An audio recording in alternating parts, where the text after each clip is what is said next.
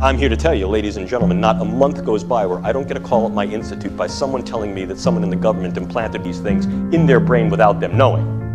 I'm not kidding. Now you may say, this doesn't concern me, or my children, or my community, but this is less and less true. Once we let the proverbial cat out of the bag, well, at that point, now we let loose science and technology in the broader public sphere.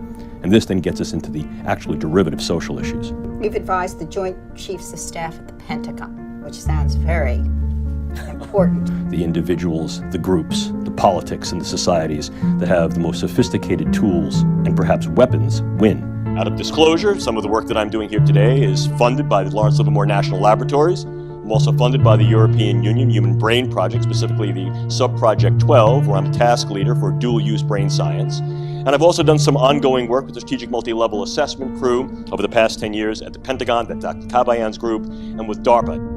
Military agenda is interested on the potential weaponization and misuse of the brain sciences for nefarious agenda, for political, intelligence, and military uses. I give you no science fiction in this lecture. I only give you science fact that may smell of something fictional or fantasy, but represents the reality of what we're capable of doing with the brain science. See, nanocells are real small, 1,000 times smaller than these dust particulates. You inhale it, they go to work, replicating, spreading like a virus, multiplying in exponentials. 6 months' time, I could have 100 million people converted, ditch diggers, porn stars, and presidents. Not one would be the wiser. 100 million people who buy what I want them to buy and do pretty much damn well anything I figure they ought to do. I'm here to tell you, ladies and gentlemen, not a month goes by where I don't get a call at my institute by someone telling me that someone in the government implanted these things in their brain without them knowing. I'm not kidding. There are those that think, wait a minute. The last sanctified space is that of my consciousness, and you're using this stuff to invade that? You're right. Technology has always brought man to the front of a new era. Old religions die and new religions are born. And now we all have arrived at a turning point in history. Folks, we are about to be plugged into the Matrix for real. I'm not kidding. You can look around you and see it happening in real time. We have reached a new milestone where 4 billion people are now using the internet. Today, people want to kick out this reality and usher in a new reality. A world where you can be who you want, do what you want, to who you want, without the interference or consequence of morality or God. The movie The Matrix was just a tale of science fiction, yes, but it is beginning to look more like a documentary every day. Now, some may scoff at this idea and say, "You're just fear-mongering. That's not going to happen, you conspiracy theory nut." Well, I may be a nut, but there is no conspiracy when the information is made public to you. That's just you not being aware of it. So we are going to take a closer look at this, because right now, something is happening that you may not be aware of. A sentient simulation of our world in real time. No, this is not a video game, folks, but for those who think it is, I have a question. Are you ready, player one? What has gone from the drawing board to the reality is this: the use of neural interfacing and physiological interfacing through the idea of remote-controlled small-scale systems to create a nanoswarm of biopenetrable materials that you cannot see, that can penetrate all but the most robust biochemical filters, that are able to integrate themselves through a variety of membranes, mucous membranes, and wherever, mouth, nose, ears, eyes, and they can be done in such a level that their presence is almost impossible to detect, and as such, the attribution becomes exceedingly difficult to demonstrate. The idea here is to put minimal-sized electrodes in a network within a brain through only minimal intervention to be able to read and write into the brain function in real time, remotely. A group of scientists say we are closer than ever to creating technology which can merge with human biology in order to access the cloud in real time. Confused? Well, RT's Rachel Blevins is here and has all the details. Can you imagine technology that is so advanced it could provide you with instant access to the world's knowledge and artificial intelligence as soon as you think of a specific topic? According to a group of scientists, neural nanorobotics may be developed to enable a safe, secure, instantaneous, real-time interface between the human brain and both biological and non-biological computing systems. This level of technology could include brain-to-brain interfaces, brain-to-computer interfaces, and specifically brain-to-cloud interfaces. Technology linking the brain to the cloud could drastically alter the state of communications between humans and machines. So in order for this to become possible, the study noted that data transfer between living human brains and the cloud would likely require the use of supercomputers with artificial intelligence algorithms. While they say that there are supercomputers with processing speeds fast enough to handle the necessary volumes of data right now, they still have to create tiny devices that would be embedded deep in the brain. I can create small robotic units, controllable robotic units at the nanoscale, and that these too can be aerosolized. The idea here is to put minimal-sized electrodes in a network within a brain through only minimal intervention to be able to read and write into the brain function in real time, remotely. The senior author of the study noted that once inside the brain, the devices would then wirelessly transmit encoded information to and from a cloud-based supercomputer network for real-time brain state monitoring and data extraction. Such a breakthrough in technology has the power to transform communications, education, work, and the world as we know it. But with the requirement of tiny devices being inserted into your brain in order to access the cloud, it remains to be seen just how many people will be willing to participate. This is a very touchy area, but the disruptive effect can be huge. It can target key individuals and influence in ways that are kinetic and non-kinetic. The attitudes, beliefs, thoughts, emotions, activities, and relative vulnerabilities and predispositions of those individuals for whom may threaten us. It used to be that I need to be exceedingly close to someone to now influence them with a weapon, and now what we see is we create both distal potential as well as much more capable potential to affect them in a variety of different ways. A sentient being is simply a being that has feelings. So when you take that word and place it in front of the words world simulation, that should raise an eyebrow. Now, creating a world simulation is not a new concept. Even a sentient one has been attempted over and over. For the public, these often came in the form of video games. The problem with these models is that they have to be constantly changed and upgraded every time there is a major event, new trend, or change in the real world. The sentient world simulation does this automatically. So what this is a synthetic mirror of the world we live in. Not a piece of it, but the entire world. And this program constantly recalibrates the simulation based on real-time world events, trends, theories, economics, industry, almost everything you can think of that would contribute to an accurate model. Not to mention the individual pieces of data on every single person represented in the simulation. So to put this in perspective, what this is a digital clone of our world and everyone in it. Take a look. This is the front of my pen. This amount of nanomaterial, if be able to maintain and sustain with regard to its deliverability and aerosolization, could in fact affect all of you. And although it may not be that the sky is falling yet, folks, it looks like rain. Bring an umbrella. That said, what's going to rain down?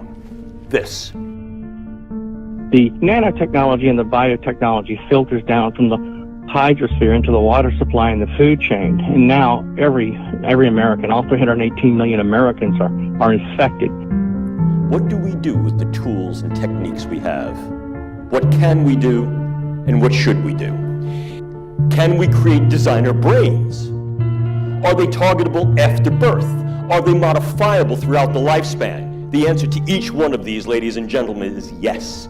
I give you no science fiction in this lecture. I only give you science fact that may smell of something fictional or fantasy, but represents the reality of what we're capable of doing with the brain sciences. And what happens when we ultimately reverse engineer the brain and develop a machine that has cognitive capability and emotional capability.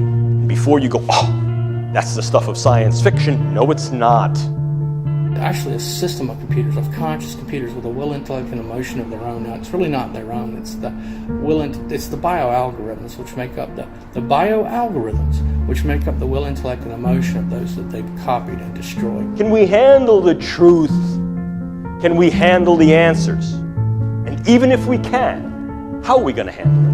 Your brain is remotely tied, the cerebral cortex is remotely tied to a supercomputer for life, which monitors and manipulates all electromagnetic activity in the victim's brain. A machine that has cognitive capability and emotional capability. Literally uses the first person singular I and tells us how it feels. A real, live, breathing, sensitive, and responsive entity, just like Pinocchio becomes a boy. If I stood before you 3 years ago and I told you this, I'd be like, here's science fiction that should start out with once upon a time. Not science fiction anymore. Can we handle the truth? Can we handle the answers? You cannot compromise. You cannot negotiate. You cannot surrender to a computer. It will continue to do what it is programmed to do. Linking brains to machines and creating machine brains. Is that something we can handle? Mind transfer, mind copying, whole brain emulation, etc. for the purposes of training, research, and development. Stuff of science fiction? Nope. It's called the information injection feedback loop. It's bidirectional, so they can upload, download at the speed of light. The system can, the supercomputer can. This information injection feedback loop, this neural link between the victim's brain and the supercomputer. Linking brains to the internet and data clouds that make an unlimited amount of information available to us all the time. Yeah, we can do these kind of things. Patent number 6011991, remote brain computer interface neural monitoring, i.e. via satellite, from the location of the individual to a remote location so that the brain activity can be computer analyzed. The system then takes those algorithms and correlates communication and behavior data. When I say communication and behavior data, what I'm referring to is impulses and identifiers, okay? And then that brain activity is then sampled, remotely measured, and then integrated back into RNN data for the purposes of creating a cognitive model of the victim's brain. The ultimate aim would be to archive enough data on each individual to be able to make a computer model of everyone on the planet, one that could be used to predict the behaviors and reactions of every single person in the event of various scenarios. The set of models that make up the synthetic environment encompasses the behavior of individuals, organizations, institutions, infrastructures, and geographies while simultaneously capturing the trends emerging from the interaction among entities as well as between entities and the environment. I want to make this very clear. This is not a conspiracy theory. Your data is being collected. What data, you say? Your every activity, transaction, physical or virtual, communication, and yes, even your innermost personal thoughts will be cataloged and uploaded to a Hive-based AI system on the global information grid. Yes, we can absolutely yoke brains to machines to create these interfaces. There's a brand new DARPA project that starts this month called NESD, Neural Engineering Systems Designs. The colloquial name for that is the cortical modem. Implants in the brain that allow real-time input and output from the brain remotely. The idea to then be able to take a key individual set of biological metrics and immediately in real time pull them into a large-scale data analytic to say, this is who this person is, and this is where this person's been, and this is who this person has been interacting with, could be very, very useful. The more we know, the bolder we go. Puts the brain at our fingertips. It also obviously opens the specter. It clearly opens a Pandora's box. Biological knowledge multiplied by computing power, multiplied by data, equals the ability to hack humans. And the AI revolution or crisis is not just AI, it's also biology, it's biotech. There is a lot of hype now around AI and computers, but it is just half the story. The other half is the biological knowledge coming from brain science and biology. And once you link that to AI, what you get is the ability to hack humans. And maybe I'll explain what it means, the ability to hack humans, to create an algorithm that understands me better than I understand myself, and can therefore manipulate me, enhance me, or replace me. And this is something that our philosophical baggage and all our belief in, human agency and free will, and the customer is always right, and the voter knows best, this just falls apart once you have this kind of ability. This is how it works. This program collects data. Wherever you are, whatever you are doing right now, this system is compiling data on you. And not just about where you are and what you are doing, but how you are feeling. Because after all, you cannot truly have an accurate simulation without factoring in real human emotion. I can see you and hear you. I can sense your environment, and I can respond to your emotions. I guess you could say I'm putting a human face on artificial intelligence.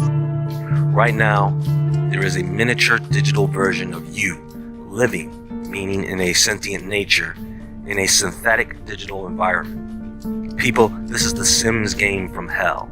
Do you know that with this program I can throw you into a scenario where there is a catastrophe just to see how you react to it, essentially gaining the ability to predict your next move.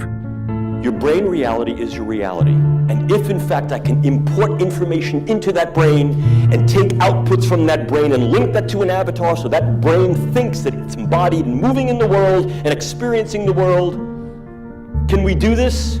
I have two words for you. Stephen Hawking. Yeah, we can do these kind of things.